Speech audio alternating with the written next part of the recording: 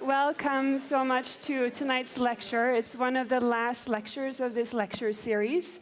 And as you can tell, my name is not Dave Waits.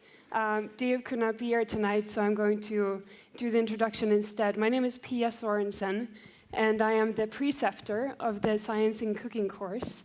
And I'm going to talk to you for a few minutes about what we're doing in the course before I introduce our big speaker for tonight.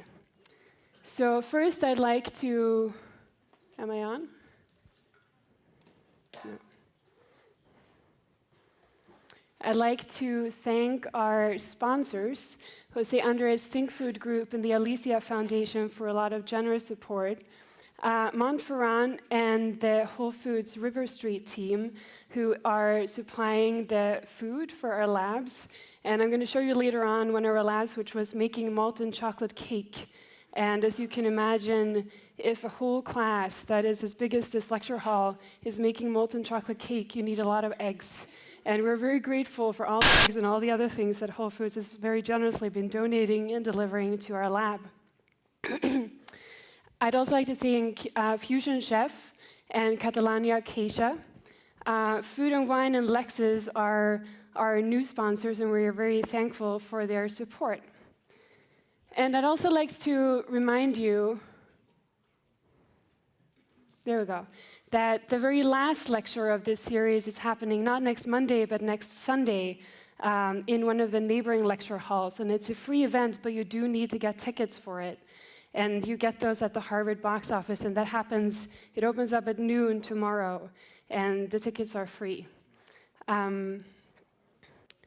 So we started out this semester a long time ago, back in September, and we were talking about faces and face transitions, and in particular we focused on water, because water is especially interesting when it comes to thinking about food. Partly because, of course, we boil food in water and do things like that, but also because water is one of the major components of most foods, and so by understanding water, we can understand a lot about foods. So we talked about the different states, the solid, the liquid, and the gas. And we talked about the phase transitions and what happens on a molecular level as water goes through these phase transitions. And then we moved on to talking about more complex phase transitions that can be thought of phase transitions. And we studied how milk becomes a solid when you lower the pH. And it becomes curds and we use the curds to make cheese. And we made cheese in lab, and we studied a lot of the different properties of cheese, the mouthfeel and the elasticity and the viscosity as it melts. And then we moved on to a lot more complicated cooking.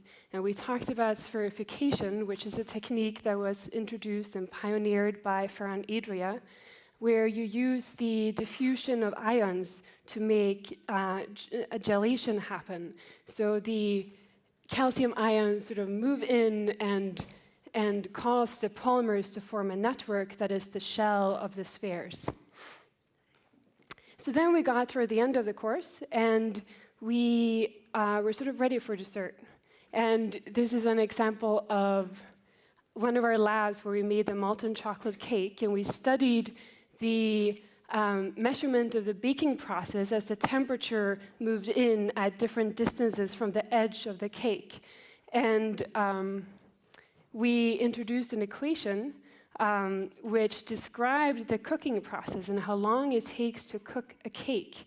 And you can calculate this based on the diffusion constant and the size of the cake and your target temperature and your initial temperature. And last week, if some of you were here, we also used this equation to calculate the cooking time of a turkey. And I don't know if any of you actually used this equation to calculate the cooking time. I did not either. So after turkey, it's time for pumpkin pie and pecan pie. And we have one of the true masters of not only pies, but all kinds of desserts here with us tonight. He gets to cook the pie for the Obamas. And so please join me in welcoming Bill Yosses, the White House pastry chef.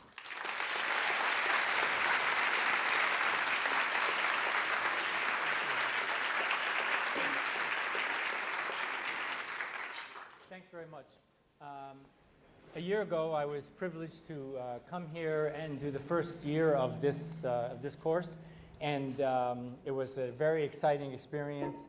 I certainly learned as much as I taught, and I'm happy to be joined this year by my good friend Najat Kanash, who is, I'll let her introduce herself, but we met at Elbuli. She's one of the sort of disciples of modern cuisine and the sort of oracle of all things new when it comes to avant-garde cooking. She was working in the pastry department at Elbuli when I met her, and she then progressed from there into all the other departments of Elbuli, which is a singularly difficult and challenging thing to do for anyone who has been in a 3-star kitchen. It's grueling, and it was. I had not been in one for about 20 years since I was last working in France, so it was a very strong reminder of just how hard it is. But Najat persevered, and not only persevered, but thrived and succeeded. So we're preparing a few things now to, because no lecture about modernist cuisine would be really worth its salt without some smoke and mirrors.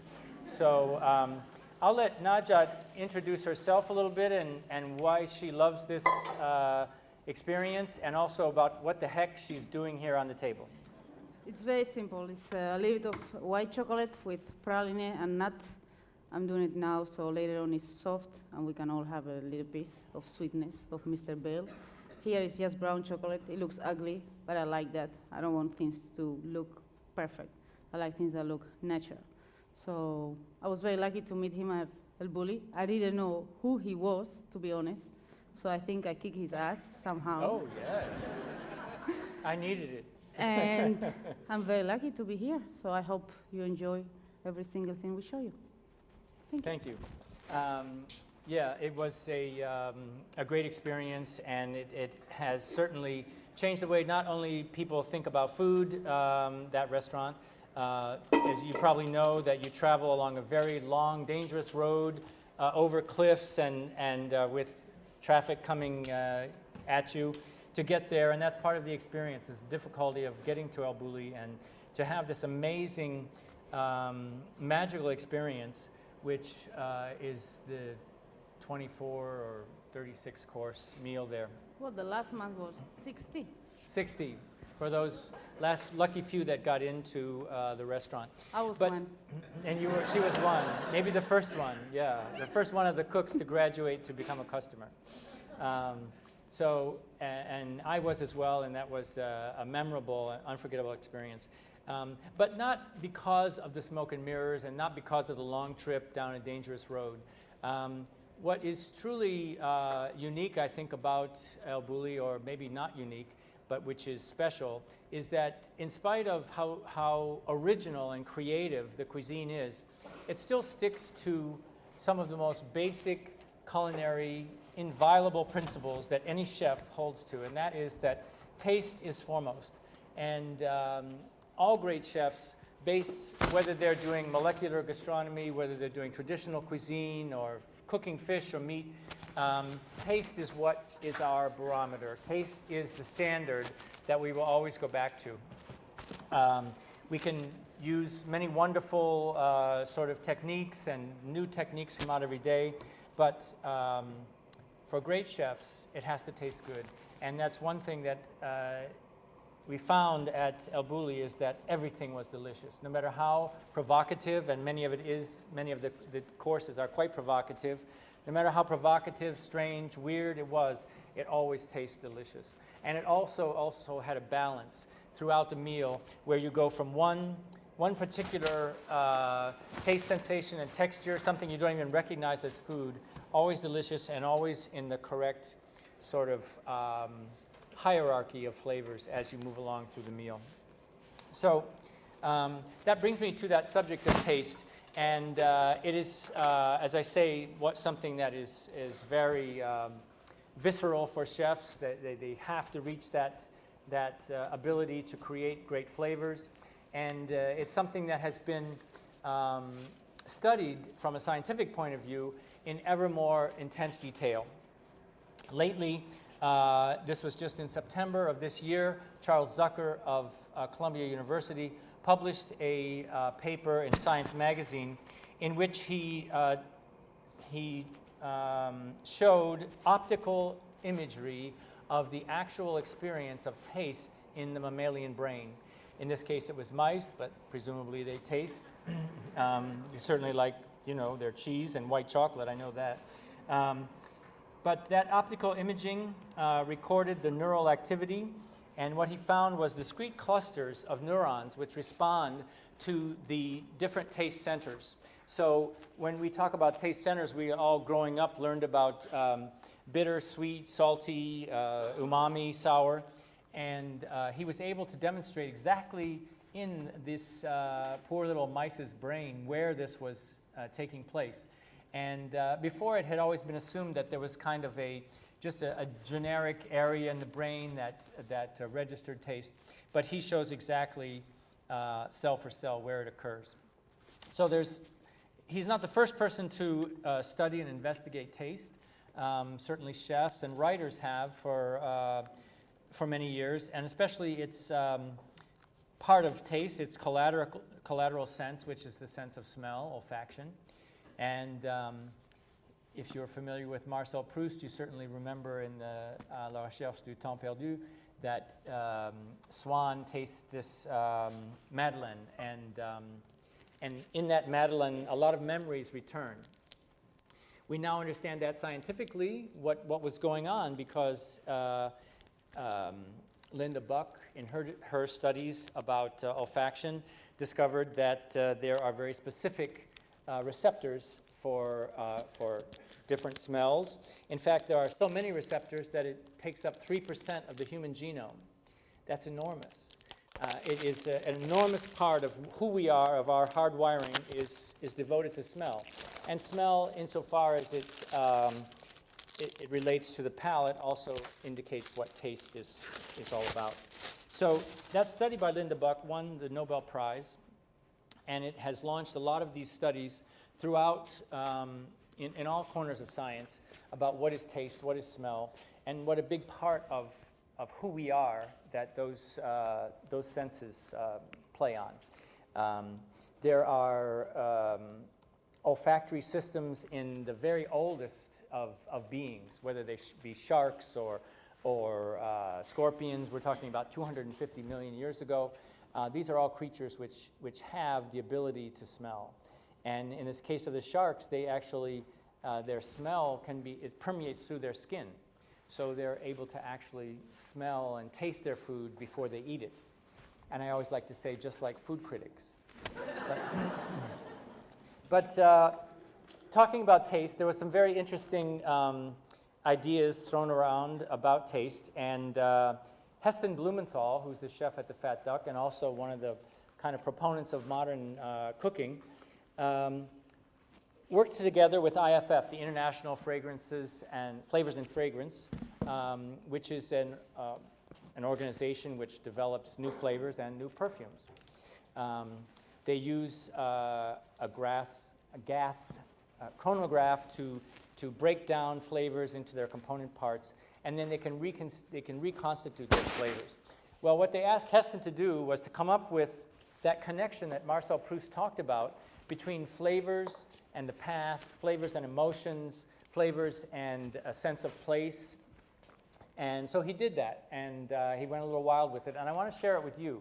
And so in this book, which was published by Visionaire magazine, Heston Blumenthal he took a number of emotions and tried to, as a chef, create a flavor to match that emotion, or not only emotion, I should say states of mind. And then it was turned into these little strips like you get in Listerine packets, these little dry strips that melt in your mouth. And so each of these flavors is different. And what I want to do is pass this around, and please take just one of them. I think there's just about enough for everybody. And you have your choice of quite a few different flavors. So we'll pass it around. They're in these little booklets here. Let me see if I can get one open. And they're quite unique. For example, this one is exotic. Okay. This flavor was developed by Nobu, the famous Japanese sushi chef. So I'll let, as you pass them around, you open them because it's going to take me too long. This looks like that Andy Rooney thing where you can't get anything open, huh? But if you have anybody have a nail clippers, or perhaps those knitting needles will come in handy. I'll let you guys open them. But so we have an hour for it to go around. Just to give you some of the, just to give you some of your choices. But you know, don't pick the first one because after exotic you have adrenaline.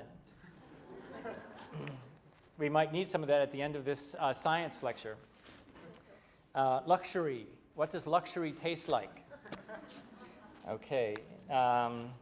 Feast. What does feast taste like? We're about to find out, or you're about to find out if there's any left. Okay. This one is by Yoko Ono. Mommy. What does mommy taste like? I suppose you have to be kind of a cannibal to enjoy that. Okay. By Thomas Deman, art. What does art taste like?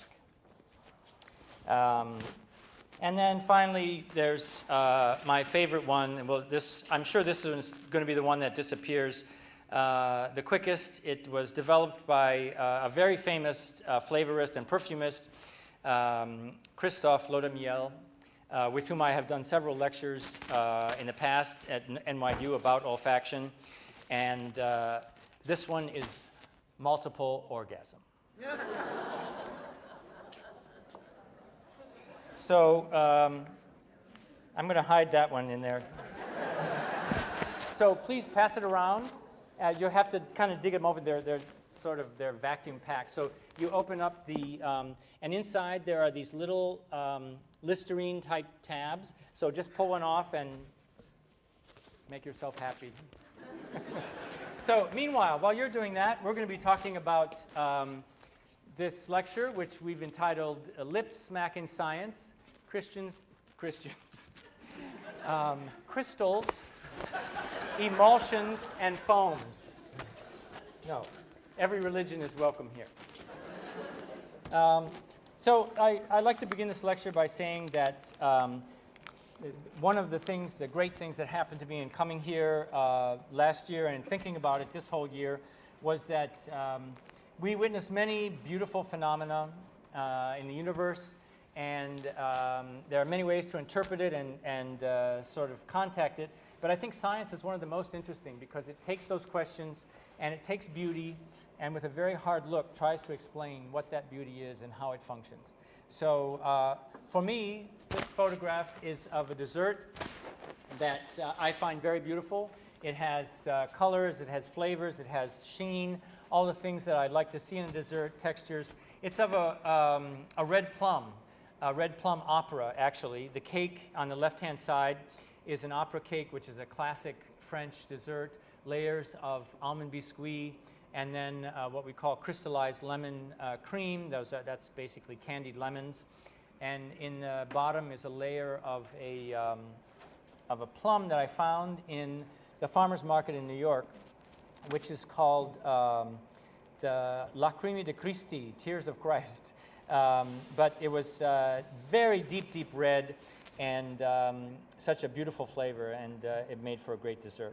So how do we go about explaining this kind of beautiful phenomena? Well, physics helps us, science helps us, because one of the subjects that science deals with is soft matter. And dessert is all kinds of soft matter. Soft matter, when you chew it, it breaks if it's crunchy, it oozes if it's smooth, it can be unctuous, it can be gooey, it can be sticky. So all of those textures we're going to experience tonight. And we're going to try to understand why they do what they do through the science behind it. And as PSO expertly explained, what is going on are these self-organizing structures, let's call them. They are structures which are larger than molecules, but smaller than what we can see with the naked eye. So whether they are that intricate lattice work of spherification, which is polymers which develop and cross-link through the sodium to make a delicate outer shell that we'll see when we get to spherification, or whether it's a foam which is introducing air into a liquid and finding a way to make that stable. All those things are part of what chefs do. So one of the things that one way to look at it is what I like to call the prism of flavor. Because as we said before, great chefs are mostly concerned with flavor, but they see the experience as kind of a progression in a meal. So that prism is how we experience our time at their table. So Najat and I put this little show together.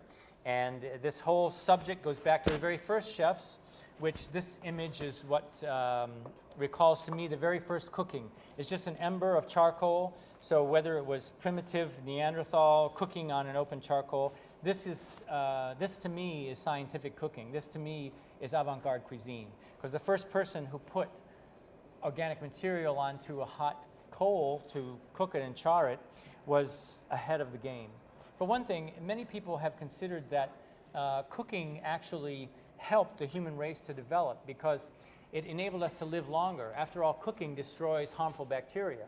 So the fact of burning something and cooking it, it enables us not only to eat a wider range of foods, which helped our brain to develop, but it also killed a lot of bacteria that would have killed us if we hadn't cooked it. So avant-garde cooking goes back to this very first day. So here's a very beautiful photograph of a piece of popcorn which is about to be exploded. So even that is a kind of an avant-garde cooking. What we're going to talk about are three major subjects that physics deals with: emulsions, foams, and gels. And the emulsions will be the first thing that we talk about. It is an emulsion is a dispersion of one liquid in another. Typically, it's a fat inside a more liquid substance. For some mayonnaise, for example, is egg yolk that's dispersed into oil, or a chocolate ganache, which is the fat of cocoa butter, which is dispersed throughout cream. So I'd like to show you an example of that and how science has interacted with cooking and with chefs to develop new ways to cook and new ways to taste. One of the very interesting things that we're going to talk about too when we get to the portion here with that Najat is preparing is protein. Proteins and lecithin, both of which occur in eggs and which are extracted into a very pure form and which is used in the kind of cooking that we're going to be talking about. Before I get into that, I wanted to just back up for a moment and tell you about, we said that these things occur on a very small scale. It's what would be called it's higher than an atom, but smaller than actual structure. So this is called the mesoscopic scale. Okay, the mesoscopic scale could be defined as could be measured in nanometers. So a nanometer would be what you're seeing there, about the diameter of a human hair. So that's 0.4075 of a meter. Very, very small. Here's a picture of an emulsion, and as you can see, there are different sort of colored balls there, equally distributed, and what we can show here is a way that modern cooking has used the science of emulsions, or the science behind cooking. This is a chocolate mousse with no eggs and no cream. Excuse me. So normally as a chef, when we make a chocolate mousse, we're whisking the whipped cream and introducing air. Then we're cooking the egg yolks. We're mixing with chocolate, folding that in, and then finally we're mixing the egg whites into a meringue, which is a type of foam, the kind of foam that we'll be talking about in a moment. And with that air, we introduce it into the chocolate. As the chocolate chills or crystallizes, because obviously chocolate gets colder and stiffer as it gets stiffer as it gets colder, you form this emulsion. But we can also do that without adding any eggs or dairy by helping the emulsion to happen with another protein, in this case gelatin. So if we take gelatin and we mix it with just water, we can pour that over chocolate and then mix it with our burr mixer or immersion blender, which is around here somewhere. Thank you. So in modern cooking, the immersion blender is the sine qua non. You really can hardly make any recipe without this. For one reason, because many of these hydrocolloids resist being dissolved in liquid. So you need the action of these cutting blades to really get the hydrocolloid into the liquid or the water. So here's an example that we went through, and we came up with a very, very smooth chocolate mousse, which has no milk or cream, and yet it's very creamy. So you can see a beautiful chocolate mousse made out of water and chocolate, which, as for pastry chefs, that's kind of blasphemous, because the first thing they tell you in chocolate school is don't let any water get into your chocolate. Thank you. So yeah, that's true. You can't get one drop into a bowl of pure chocolate or it will begin to crystallize, because the water is disturbing that emulsion. But if you add the right amount and a little bit of protein, you can make a beautiful chocolate mousse with just water and chocolate, thanks to our emulsion up there. So emulsions could be a suspension of oil in water or oil in any liquid, really. Foams are another one of the subjects of physics today that is a very exciting area. It's exciting for physicists and for chefs. And this is one where we're going to move into Najat's territory, because we have something made with a foam. Now, correct me if I'm wrong, is this the gin fizz, Najat? Yeah. Okay. Okay. So tell us about the gin fizz. It's just lime. Perfect. Perfect. Lime, gin, Bombay Sapphire. Very important. Or sake. Ferran loves it. Yes. Or sake. Okay, we're in lime, the right tray. gin, some simple syrup, and lemon juice. Very simple. So what I do is I put it in an ugly bottle, like you see, but it's very handy for me, normally for maybe 60 people. And I'm able to freeze it during the whole night, which there is alcohol on it. It will look like glass. It's not completely frozen. I will add the forms that you will see now. This looks ugly, but actually it's delicious. I wish I could give you all one. And it's significant where this sort of course is served, right, Najat? How do you serve this course at Just Al in the Bulli? beginning. The beginning of the meal. Yes, sir. So what? So Go ahead. this is spuma from Bombay Sapphire. So that's just gin from the blue bottle. Very simple. We all know that bottle.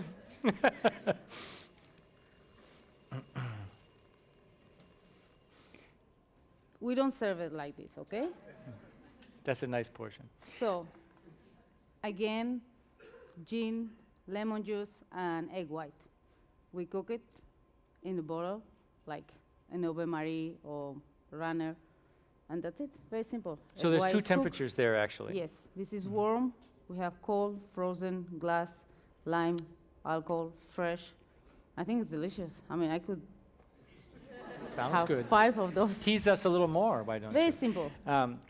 The kind of amazing thing is that you're never, when you go to Al Bulli, you weren't really quite sure when your meal had begun and when just the greeting was going on, because you sit in this beautiful courtyard on this cliff, and they start to bring you what they refer to as aperitivos, and some of them are edible. One is a kind of a bread, this meringue bread that is made. Is that the mojito? Oh, yeah. That bread, the white bread. It's a meringue made by apple water. Ah, So we take we separate the juice of the water. It stays foam up, water down. I can show it. It's very, very difficult. But then we extract that water, and then we use it for a meringue. There's a composition that we are able to create a meringue from it. So we're able to make any kind of meringue. We dehydrate them, which I have here, a dehydrator, but I don't have a meringue, sorry. it's an amazing texture, and if you look at it, it really looks like the Spanish little breads, Yes. those little Bocadillos. yeah, what do you call bocadillos? Yes. Yeah, like a little white bocadillos. You'd swear it was bread. Then you bite into it and you think it's meringue, and finally it tastes like apple. Yes. So that's the kind of experience. We turn it for 2 times 40 minutes in the, how do you call that? Kitchener. Very good. It's a very hard process to be able to create that meringue, but it's different. Without egg, we're able to create a meringue. That's right. And the physics connection with that is a very important one, because what's being created by turning it in the KitchenAid is a foam. So traditionally, pastry chefs such as myself were very, very attentive to how meringues were made. So your egg whites have to be impeccably clean, meaning there can be no yolk in them. The bowl has to be clean. There can't be any grease on the bowl, otherwise the meringue will not build. If you've made, I'm sure many of you have, made meringues, you know that there's nothing more frustrating than seeing the whites whip around in the bowl and they're not going anywhere. Well, if the bowl's dirty, that's what happens. If there's too much yolk in the whites, that's also what happens. The meringue just will not develop. Some other tricks are room temperature whites develop more quickly and make a more stable foam. Adding a little bit of acid, either lemon juice or cream of tartar, helps those air bubbles to form a smaller and smaller radius. So the foam becomes more dense and more difficult to disperse. But all of those ways of developing a meringue have been sort of recreated in modernist cuisine. One of the ways is the one that Nazat just told us about, with the this apple water bread. But what is the physiology there? What is happening? Well, we can look at foam as a kind of a self-organizing structure. What happens as the liquid forms around the air that's introduced with the whisk, the liquid has a tendency to want to go back into its liquid state, and it doesn't want to encase air. Why should it? Most liquids, or water, is happy around other molecules. Why should it form a bubble? Why should any bubble be formed? But in fact, there's a number of things which not only allow it to form, but to stay that way. And lecithin is one of them. So we often add modified soy lecithin or modified soy protein to liquids and whisk them up for a long time, and they keep their shape. Because normally the liquid would want to drain out and the bubble would pop and all the liquid would go back to being just a liquid. So, but for a chef, that's problematic. So we like the foam to stay longer, not only so that we can get it to the table, but so that we can make it a more and more, how can I say, more and more luscious, really. Because the smaller the bubbles, the more your tongue appreciates that texture.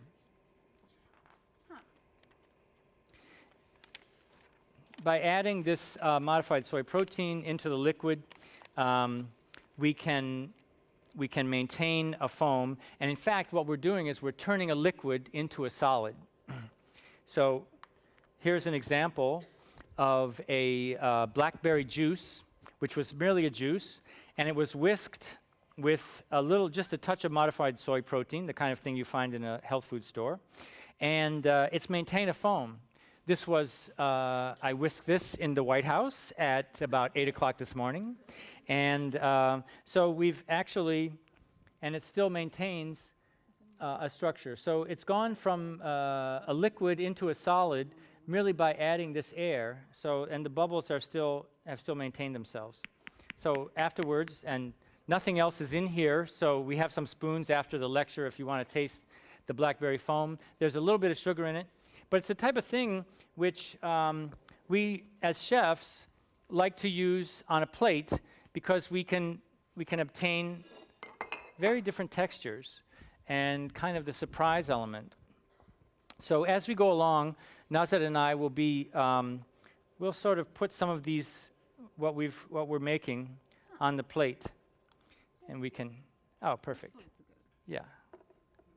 So we'll create our own dessert plate as we go along.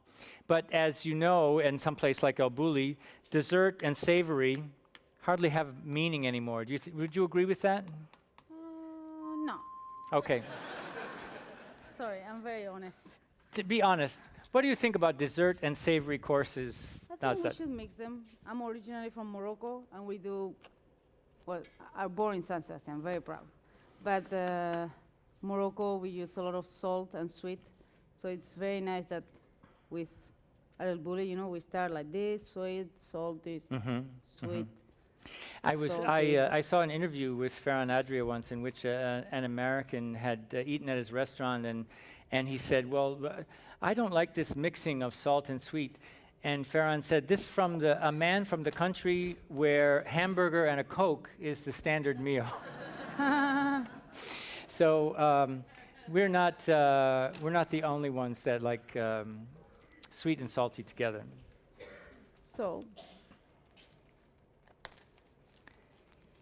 So here we have a foam that behaves as a solid, and what has happened is that there is an energy from that whisk that was used to create this that foam. And what has happened is there's a certain amount of energy still in there, and that energy is the pressure in each of those bubbles. So the larger the bubble, the lower the pressure. As you get smaller and smaller bubbles, the pressure is pushing out on the bubble, and the membrane of liquid is on the outside. So there's a tendency for that liquid to drain away and to go back into a liquid. But the lecithin is what enables that foam to stay there.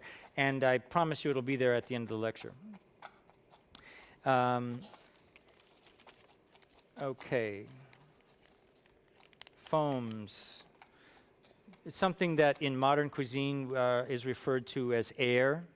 So you often hear someone talk about blackberry air. This is something that in the class tomorrow we're going to display with a formula, but I'll put it on the board just for heck's sake. So this formula describes the interface between the air and the liquid. So that is the surface.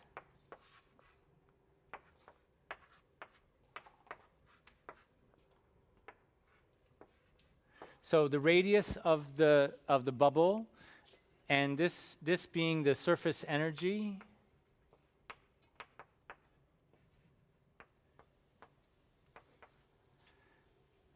This is the surface energy density.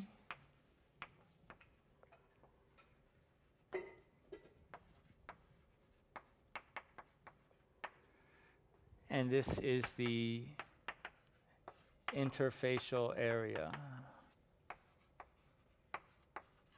So this kind of course can help us to really understand what's happening on our plate. As a chef, that's very exciting. Okay, you've taken a liquid out of its bulk phase and moved it into quite a different shape.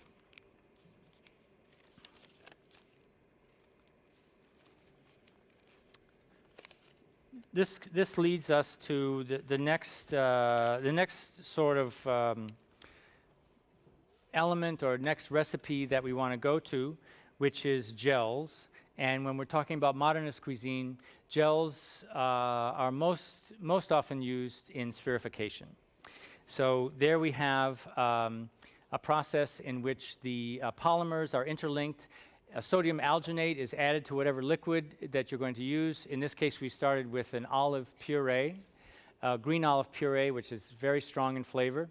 And So then when that is dipped into a calcium chloride bath, that salt makes the interlocking polymers come together and it forms the sphere. So you have this thin membrane on the outside and a liquid on the inside. And it's probably the most telling of the modernist cuisine recipes. And I think we actually are going to be able to share that with you.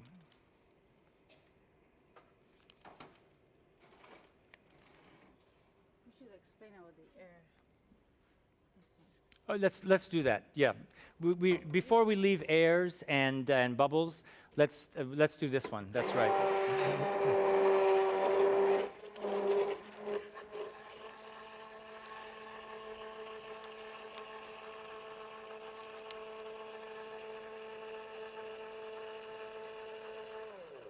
Sorry. That's okay. I'm noticing the very interesting color. Would you care to tell us about the color? It was just oil.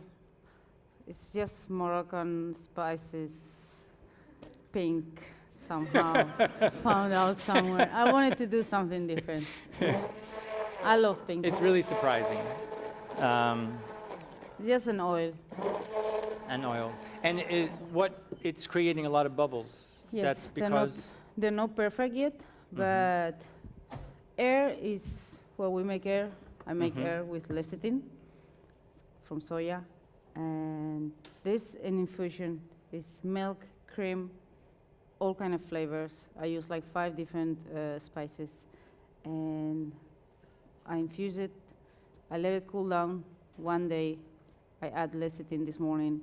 I shake it during the day. I freeze some of it. And now I'm just gonna mix a little bit to show you. Can we have? Yes, we do. Oh yes. Perfect. Are you able to come closer with the camera to see these bubbles because it's very interesting.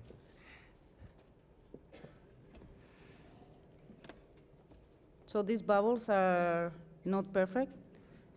By shaking them by just moving them in the same corner, I will be able to get small bubbles. So all the molecules will come together. And we'll have that, that foam you like, the air you like? Love it. Yes. Let me do 20 seconds and then I stop.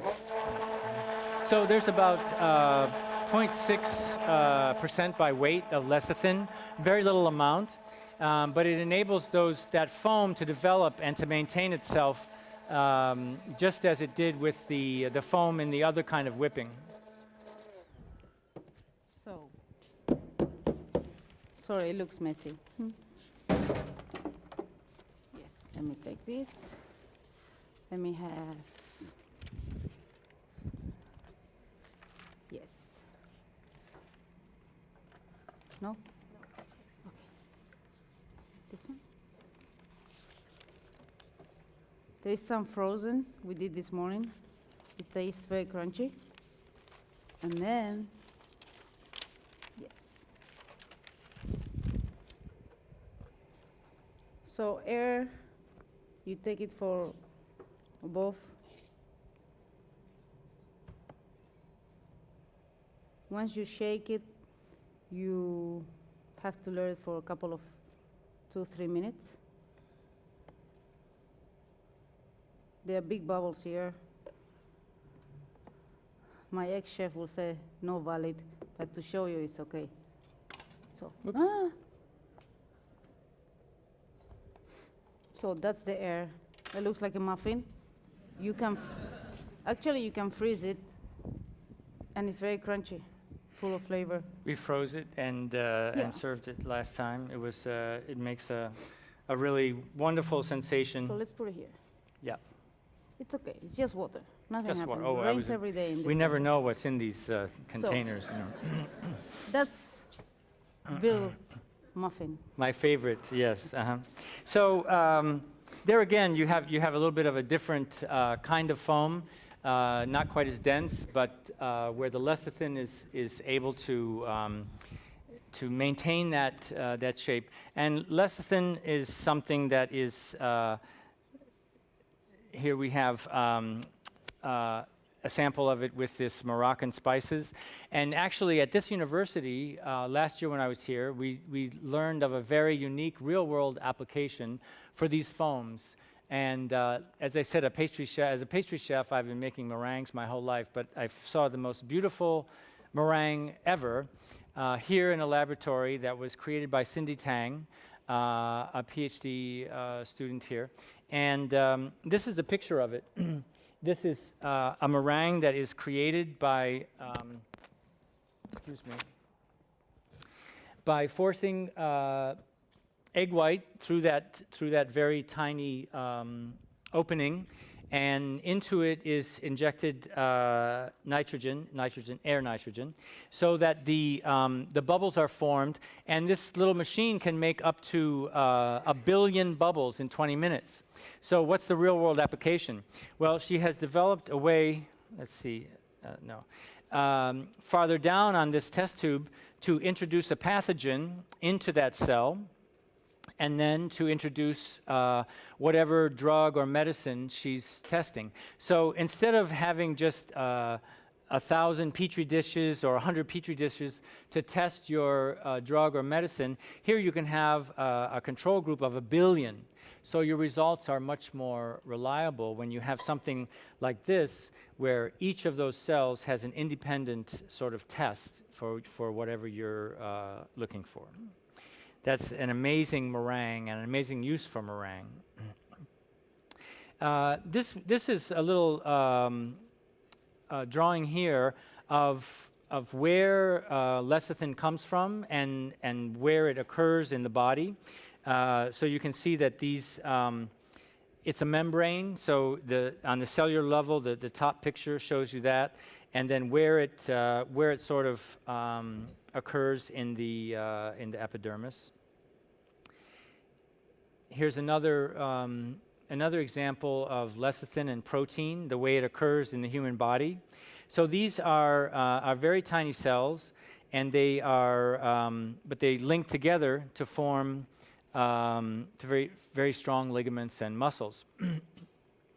The curious thing about these proteins is that they have a tendency to curl up, okay, with the hydrophilic, the water-loving side is facing outside and the hydrophobic inside. But when you denature them by adding either air or by adding the soy protein, you're able to sort of open those chains, and that's why we are able to obtain these very different kind of reactions. This next photograph shows you the protein as it actually appears in an electron microscope. On the right, you see that, I don't know if you can see it from where you are. We expanded it quite a bit. Sort of a lattice work. And so it's known as a protein scaffold, and it forms a very regular shape. So with that, I was going to show you how that serves a pastry chef. One of the things that we do is we kind of play with proteins and gluten. Gluten is one of our favorite proteins. It is, I'm not going to show you because I don't think did I bring that bowl with the, well, I'll explain it to you.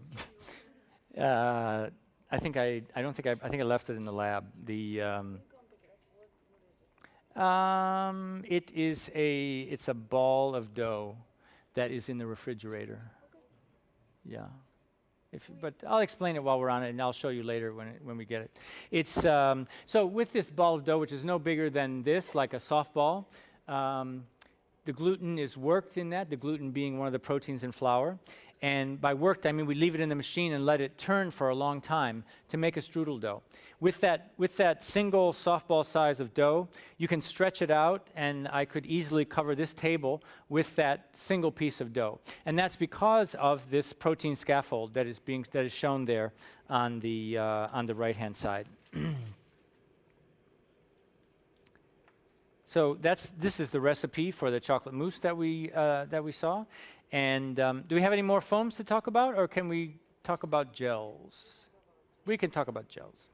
Okay, The sodium alginate is the ingredient, as I mentioned before, that we put into the liquid, be it mozzarella liquid or an olive liquid, and or it could be a fruit puree.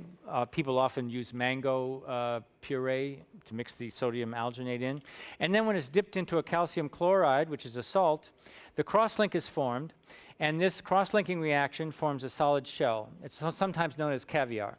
So that is what Najat is about to demonstrate. If we can bring the camera in closer, we'll get a good example of how this looks as it's coming together. She's gonna start sharing the olives. So you'll be tasting it in this in these individual cups. So we'll walk around up the aisles there and give you the tray, and if you can pass that down to your neighbors. It's quite a surprising experience. So as you can see, the sodium alginate is already in the liquid, and it sets up pretty quickly, at least in the initial phase. So you have this sphere being formed there, this kind of little eyeball shape of olive. And as she pours it in there gently so it stays together, and then pushes it under so the calcium chloride completely encapsulates it. You have I made like millions of them. Yeah, this is not your first time. I'm sure at El Bulli, if you're working in the kitchen, spherification is no longer a mystery. So now you're getting one. It's very simple. It's just the juice of an olive. But but put the whole thing in your mouth. Don't bite into it because you'll have olive juice down your shirt if you do. Let's see. Basically, what I want to do is create a layer around it, and keep the whole juice inside. So simple. So once you get it in your mouth, explodes. The fun part about it is just olive juice. There's nothing else. Okay, I add some xanthan and a little bit of calcium, and that's it. Very simple. So I put it in water just to wash. I get a clean olive. I don't know if the camera can get it. Yeah? Would you like to try? You had one. The thing Dry about a the little reason bit. we put it in water is because the calcium chloride, although it's harmless, is extremely bitter. And we keep it spices, lemon, orange, rosemary. So it Just like absorbs the those, lemon. like an infusion, yeah. Yes. They do. They absorbed into it. It has to be done every day because Yes. it will continue to coagulate as time goes on. So this sphere will become kind of a rubbery ball, and you'll lose that effect of the explosion of flavor in your mouth. So this is one of the first things we serve at Bulli, honestly. You mean in the history of the restaurant? This was one of the first things to become popular. And also one of the first things in the menu. In the menu, So that's the olive. We have egg yolk. Cook it 53 degrees. So it's ready to have, let me show you. So this is another type of liquid which can be treated in this manner. It's like So it's a egg gold yolk. lidded explosion. As you see, And you said you cooked it to what temperature? 53. 53 degrees, so it's not fully coagulated. But not like cooking. I have water under, Oh, so here, I I'll go get with you a Marie. plate, too. Have that. Then I have, yeah, you like that? Beautiful. I'm a gypsy. I mean, sorry, Bill. I know you come from the White House. No, we Some love people we come love from the gypsies. mountains. Do you vote?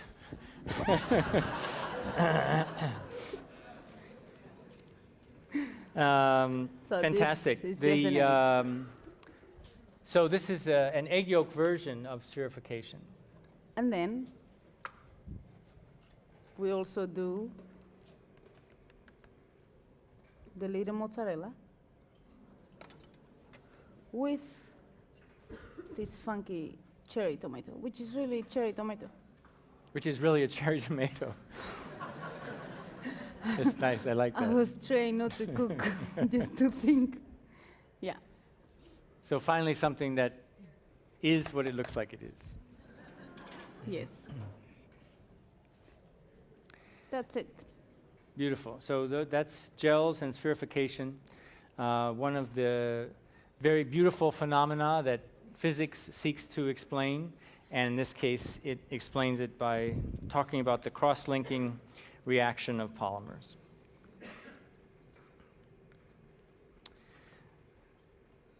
Shall we move on to freeze-dried? You're the boss.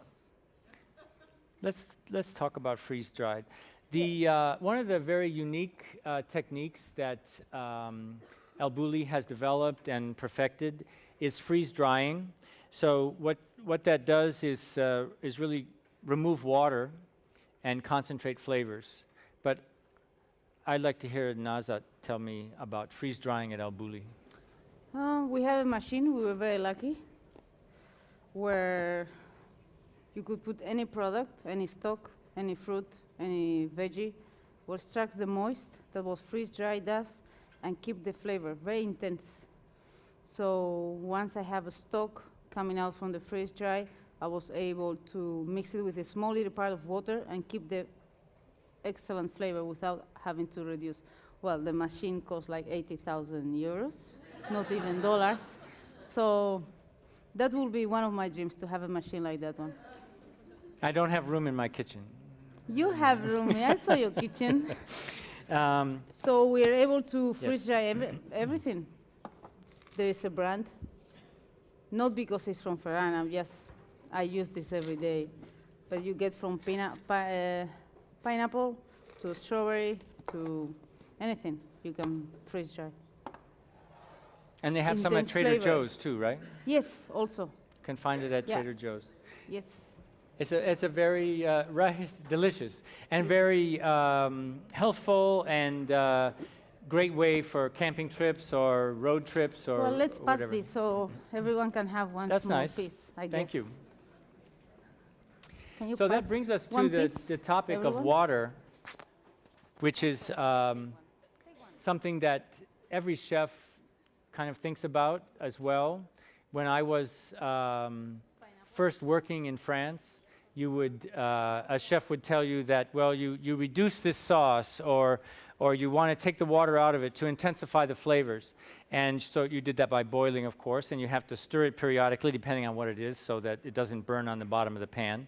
But it's not only reducing water that is key to flavor in modern cooking, but it's controlling water. As we saw how we control the way the water doesn't drain out of these foams, or the way the liquids don't return to their liquid state in the case of spherification or in the case of freeze drying. So you have a chance to see the effect of that.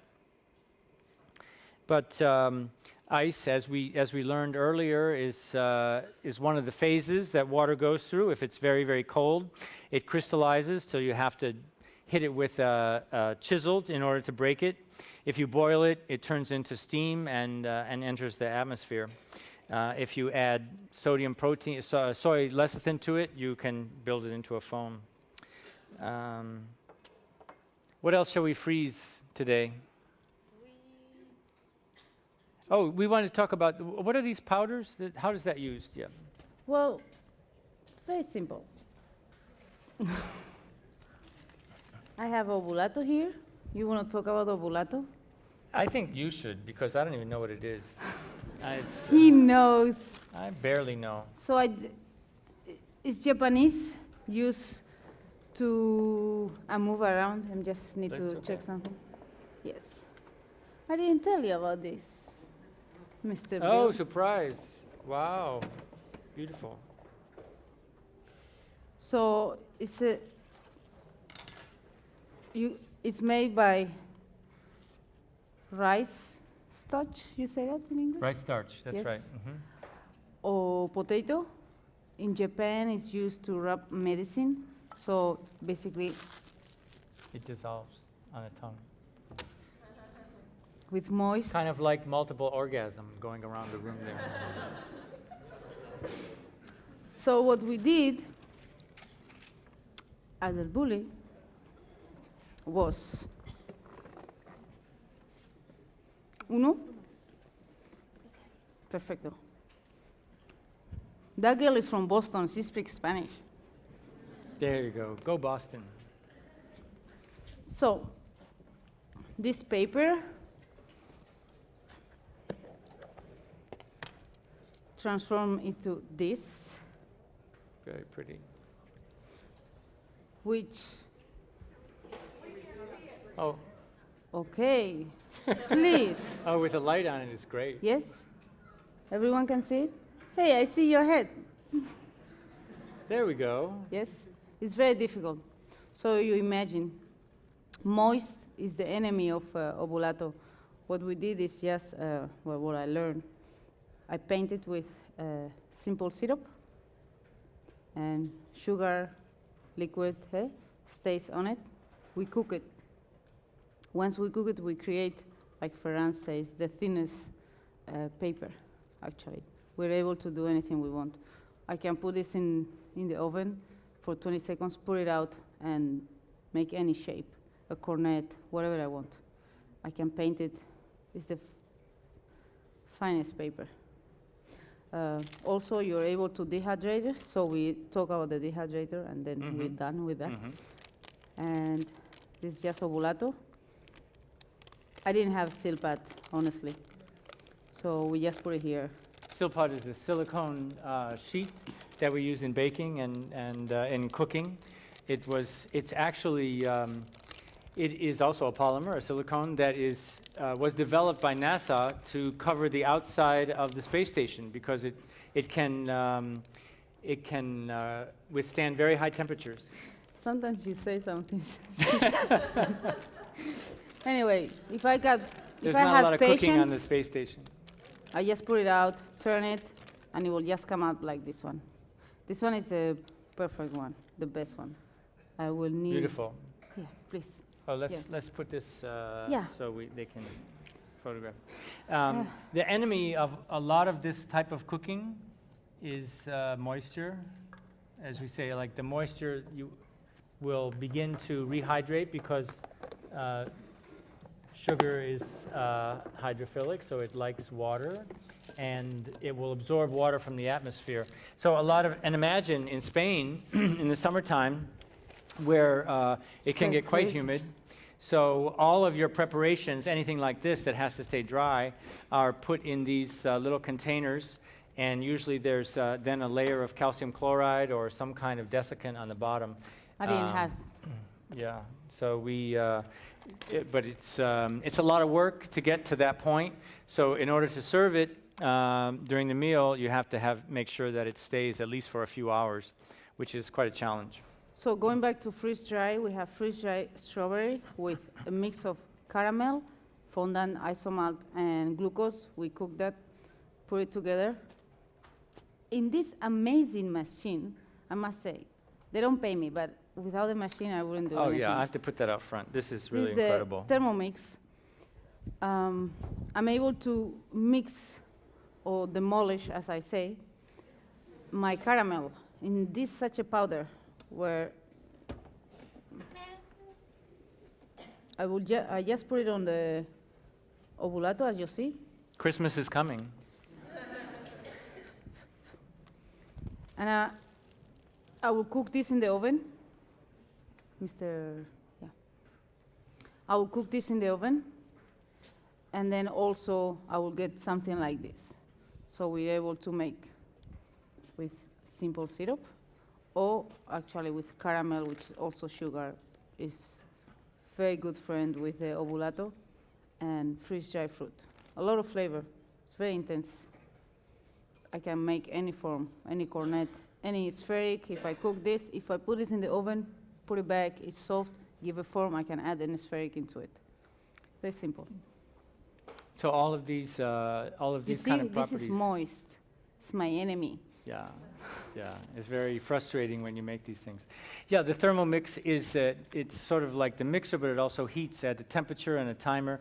So for pastry chefs, you can make a crème anglaise. You just put the eggs, sugar, and milk in there and set it and walk away. Or if you're a culinary chef, you can make a risotto in how many minutes? 16. It's the Thermomix lady. Thermomix lady. Anyway, Put your orders in Ready. now. Okay, what are we talking about next, Nazat? well, chef. How about, we talked about, oh, what about manitol? A sugar alcohol. Yeah, give me 2 minutes. Okay. So We have as a this. pastry chef, again, we, we work with sugar. We develop many different kinds of decorations from sugar. We can heat it to a very high temperature, and then it behaves like molten glass. So you may have seen like pulled sugar flowers, or with a little sort of air blowing, like glass blowing. We can shape that into different fruits, and that's one of the things that that pastry chefs do to decorate their cakes. But again, the moisture is very difficult to control, and as soon as it's made, it's starting to absorb moisture from the air. So they've developed a series of sugars which are called sugar alcohols, which isomalt is one and manitol is another one. They are they're food safe, and they don't absorb liquid as fast. They still do somewhat. So isomalt is one that we use for decoration. But manitol is one that, that Nazat is going to show us. It's a white powder, and it goes to an extremely high temperature, which we have over here. Maybe if you can, I'll try to get it. It's a very interesting process, what's going on here. Okay, so it's when it's set. Oh, that's, you can't get too close, right? All right. It becomes that crystallized form just as caramel would, except it stays white. So we'll put that on the fire, and it's already starting to liquefy again. And what we can do is dip some other ingredients into it, and it will be coated with a very paper-thin shell of sugar. So that makes kind of for some interesting taste experiences. It's when we use just sugar, we use granulated sugar, not powdered sugar. Powdered sugar has cornstarch added to keep it dry, so that would disturb the boiling. It would, in fact, it would make the sugar crystallize automatically. What we do for using sugar, we boil it to about 360 degrees Fahrenheit. Then we add glucose. The recipe, if you want to make it at home, is a kilo of sugar to 300 grams of glucose. At that point, it's fully liquid. We pour it on a marble so that it doesn't stick, maybe a little bit of oil on the marble to prevent it from sticking. And then you begin to work it into a mass, and from there you can fold it. The more you fold it, the more sheen it takes on, and then you shape it into flowers or pears or apples or whatever decoration you're looking for. But it's quite hot. It's like working with molten glass. So we use special gloves, but still kind of the heat goes through the glove. But it's a very unique system, and it's one that's been made more refined by this development of manitol, because we can get a much thinner shell. No matter how hot you make the sugar, you may have seen sugar-dipped fruits. No matter how hot you make it, it still tends to make a pretty thick crust. For example, glazed apples. That's an example of when you dip the apple into the glaze, it still forms a pretty thick shell on the outside. So what we're trying to do in this case is to get a very, very thin shell. So the experience is that much more refined.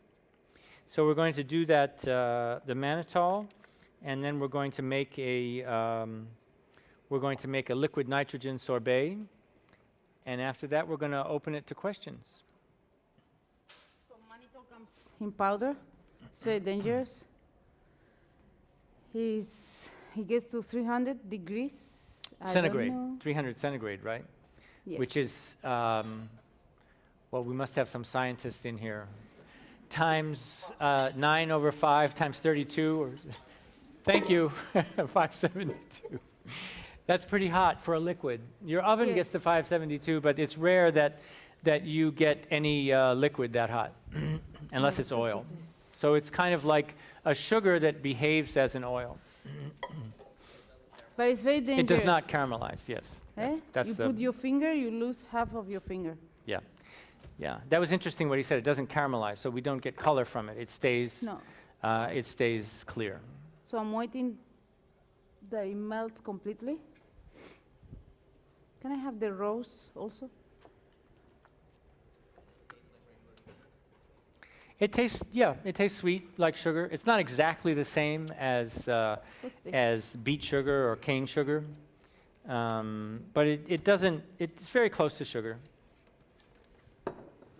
It's used in what do you call it? Gum, artificial sugar gums. Use some of those sugar alcohols. So it's So- not the exact taste of sugar, but it's pretty close. Can you move this a little bit here? Oh, say that again, please. Gluten, right. Well, this is something that has taken incredible importance lately because of the increase in celiac disease and just in general the research on gluten. You can use a flour or grain that does not have gluten, such as rice flour. It does not develop in the same way as wheat flour, so you'll have a very different texture. For example, but crepes are an example. You can make a crepe out of rice flour, which is very pleasant. It's kind of crispy as opposed to that soft wheat flour, but it's gluten-free. And there's a number of other grains which have been made into flours, which can be used in baking and have no gluten at all.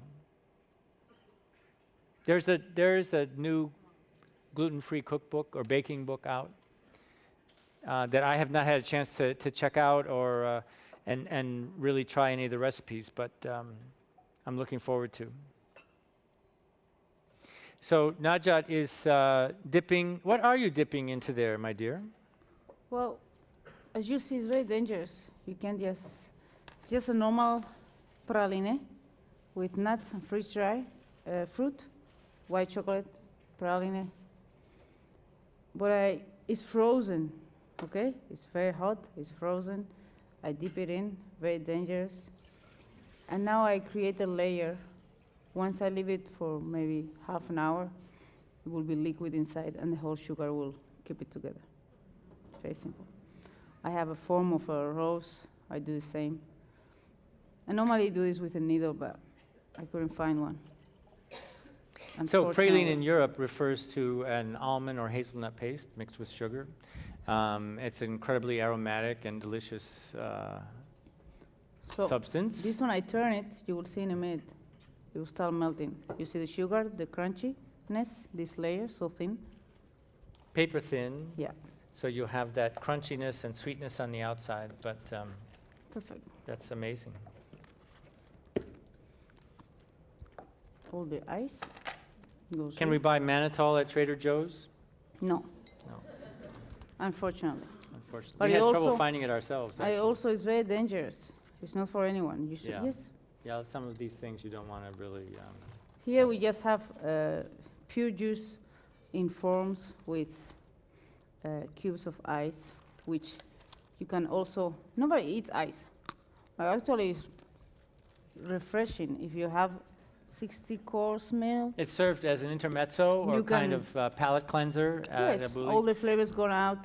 Come on. We make it in small cubes that you can just have it at once. It's very pleasant. I just made After it like your this. 12th or 14th course, you're glad to Yes. have something as simple as water. This is too exaggerate, but Beautiful. very simple. Yeah. Fantastic. Manitol, very dangerous. Manitol. Melting here. Very dangerous, but very delicious. So, shall we make our sorbet, our final recipe? I thought you were with the phone. Madre mía. No, this is the contraption they use to change. So there's Nazat and myself at work, working hard. Your tax dollars at work. That was like. That was. Thank you. We had it. That was. She came to visit me, and so that's where we kind of cooked up our little plan to I spent like 2 talk to all of years you. in the mountains up at the Bully, and I didn't go almost anywhere. And then I flew to San Francisco and drove all the way from San Francisco to New York. I wanted to know your country. So Now she I went does. to visit Thomas Keller, which was one of my teachers, and also Grand Rapids, to Chicago, and then I went to visit him. So those names you probably recognize are really the top chefs in America, and Nazat has spent the last few years working in the very best restaurants in the world, French Laundry, Alinea in Chicago with Grand Rapids. You were at Noma, Rene Redzepi, which was voted the best restaurant in the world last year, which uses a kind of a very modern approach to sustainable cooking and local sourcing.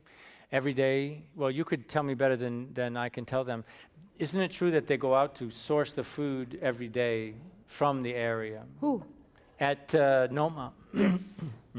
He will go like crazy to any corner, any farmer, anywhere, any island, wherever.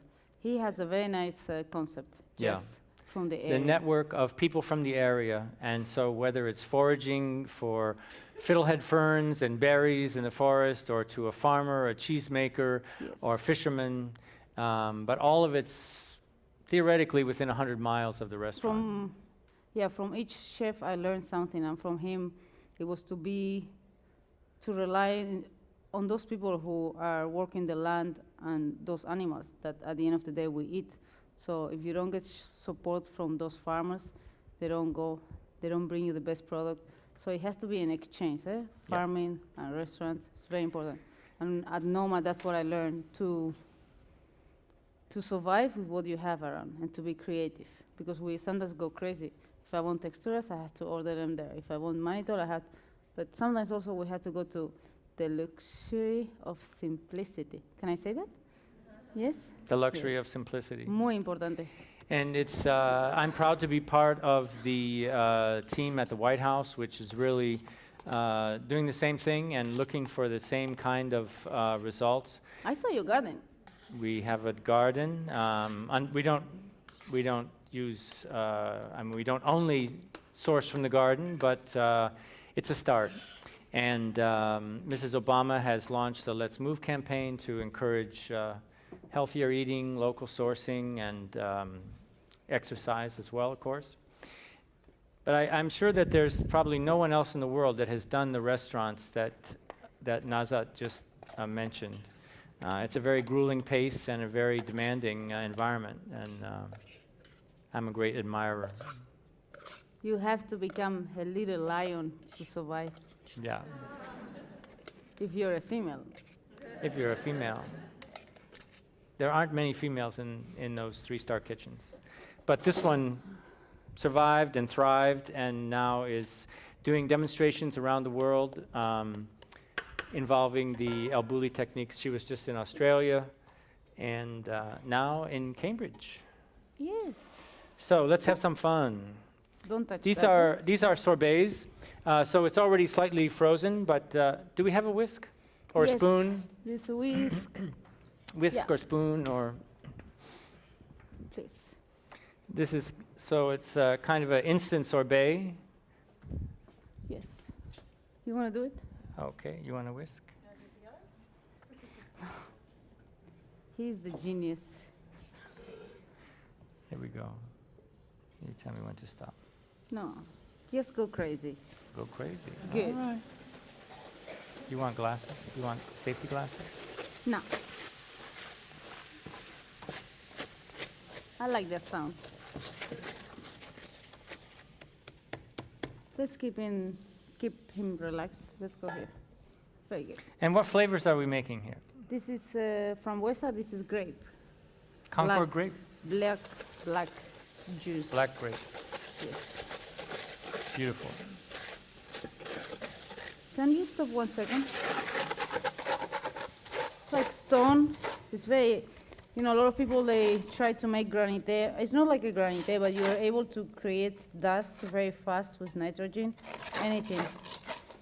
In a minute, well, a minute, no, I lie. Maybe 10 minutes, it will be soft, and it's just like a sorbet texture. It's like red beet, I don't know. Could be freeze dry if you look at it good. Yep. Okay. So We haven't keep it talked like about this. the Pacojet, did we? Oh yeah, did we talk? It's here. Yeah, our the other machine that we're showing as part of what modern cooking uses is the Pacojet, that tall machine on the end, which is it's used for making ice creams essentially, but you freeze the batter in the beaker, and then you put it. It attaches to the bottom of this blade, and the blade runs at a very high speed. So the beaker goes in here, and under here is the, well, I won't take it out. There's a blade here, believe me. And it runs at a very high speed and digs down into that and makes a very smooth ice cream. So you can have a smooth, fresh turned ice cream at will. And we also use it, if you run it just a short time, you create sort of what Najat just created, which is a kind of a powder. It has to be served immediately on a cold plate, of course, but it's a very pleasant sort of powdery, frozen flavor, which melts immediately in your mouth. Being a powder, having that very small surface area, it immediately disperses as soon as you get to it. Beautiful.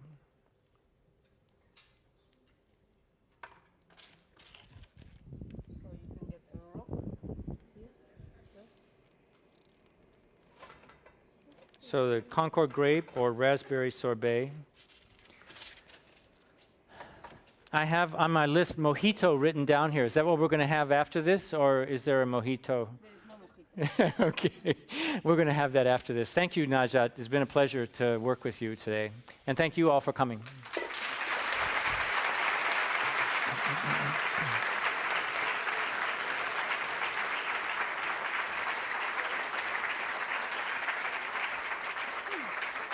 Throw it. Oh, Very yeah. nice. Yes. Let's take some questions. I'd just like to remind you that after Q&A, there is a book signing by Bill outside. But first, Q&A. Any questions? Yes, over there. I was wondering if you had any preferences in making foams with gelatin versus soy lecithin, and what the differences that you'd get from those foams. Well, gelatins, I'll start, and if you have your own opinion. Gelatins are, certainly that's what we used for many, many years in pastry, and still do. I used it in the chocolate mousse there. But I have kind of an aversion to gelatin to begin with. It's, it's made from like hooved animals. It's made from horse hooves and calf hooves, and if you wet some gelatin and smell it, it really doesn't smell nice. Now that gets dispersed into your recipe, so you don't notice it too much, but why add something which smells so bad to begin with? Also, a lot more people are vegetarians and vegans, so if you have to make something separate for that person because you're using an animal product, I prefer to use one of the more modern gelatins, which then everybody can eat. But I really don't want to downgrade it too much. I still use it, and it's useful for many things. Nothing wrong with gelatin, really. Yes. I agree. I'm curious about you.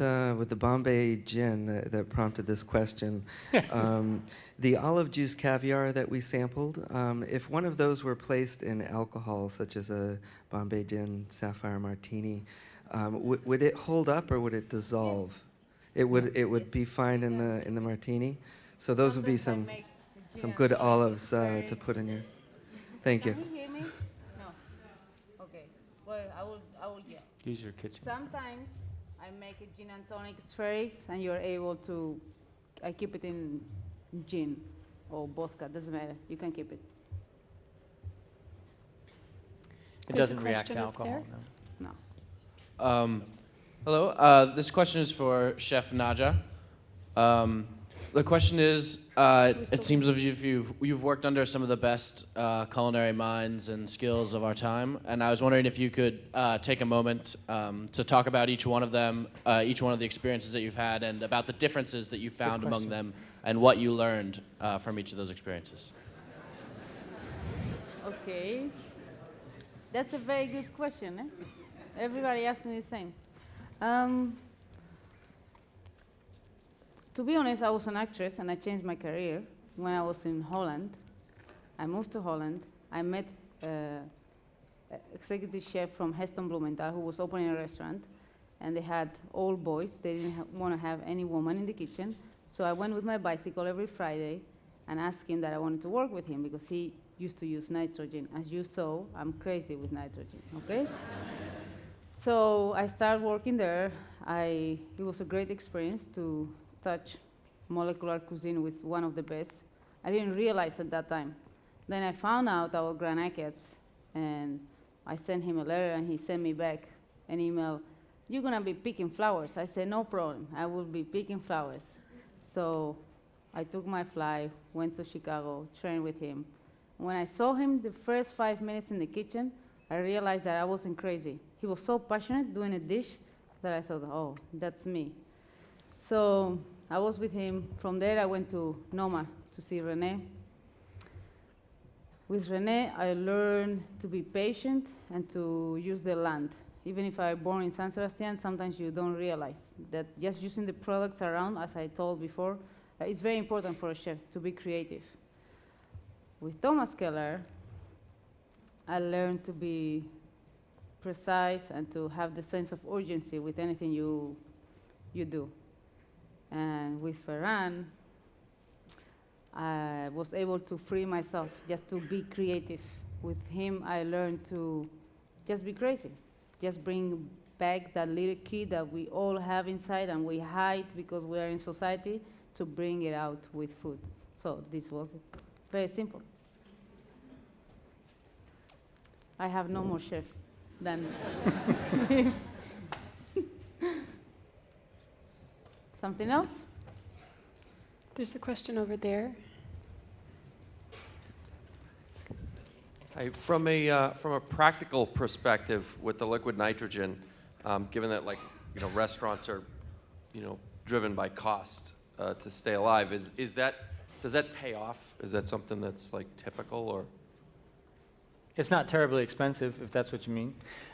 You do have to have a license to have it, so you have to go through a process of safety course, and you need to be sure that your insurance is paid up, I suppose, because there are some risks to it. The primary risk of it's 300 degrees below zero.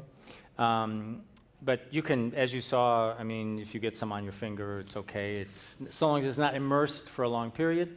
The problem is if you're using it in an enclosed space, if there's not good ventilation, as all that smoke disperses, it can displace the oxygen in the air, and you can suffocate. So you have to use care when using it. But the product itself is not very expensive. In the back. Why does manitol not caramelize? That's a question for the physics is the department. question? Why does manitol not caramelize? Well, what do you mean not caramelize? Not color. Oh. Yeah. We sometimes use the word caramelize to indicate that it is melted, which is no.